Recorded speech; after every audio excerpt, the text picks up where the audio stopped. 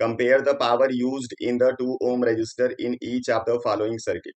यहाँ पे दो अलग अलग सर्किट दिए गए हैं और इन दोनों सर्किट में 2 ओम रजिस्टर का जो पावर होगा उसको कंपेयर करना है। तो चलिए, यहाँ पे पहला जो कंडीशन है उसमें 6 वोल्ट की बैटरी है जिसको कनेक्ट किया गया है सीरीज में 1 ओम और 2 ओम रजिस्टर के साथ।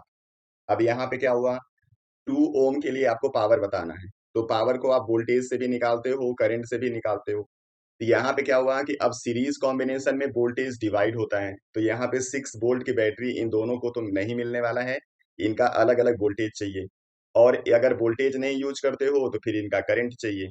आपको या तो यहाँ पे वोल्टेज को निकालना पड़ेगा या फिर करंट को। तो सबसे पहले यहाँ पे हम लोग करंट निकालेंगे। तो सीरीज कॉम्बिनेशन में आर एस इसका आ जाएगा, मतलब कि इक्विवेलेंट रेजिस्टेंस 1+2, क्योंकि हम R1+R2 यूज कर रहे हैं। ये हो जाएगा 3 ओम। अब हम लगाएंगे यहाँ पे Ohm's law V equal to I R, तो हमको करंट मिल जाएगा V by R means 6/3 2 ampere. ये जो 2 एम्पियर करंट है, आपको पता है सीरीज कॉम्बिनेशन में करंट डिवाइड नहीं होता, इसलिए जितने भी रजिस्टर होंगे सबको सेम करंट मिलता रहेगा। तो 2 एम्पियर करंट 1 ओम वालों को भी मिलेगा और 2 एम्पियर करंट 2 ओम वाले को भी मिलेगा। इसका अब हम पावर बता सकते हैं आसानी से। तो यहाँ पे लिखेंगे पावर ऑफ 2 ओम रजिस्टर। तो पावर का कोई भी रिलेशन लिखना है जहां पे आपको आर और आई यूज होता हुआ दिखे। तो आपको पता है एक रिलेशन है I²R, इसको यूज कर लेंगे। तो आई की वैल्यू 2 है तो 2 का स्क्वायर और रेजिस्टेंस 2 है, ये हो जाएगा 4 × 2 मतलब 8 वाट।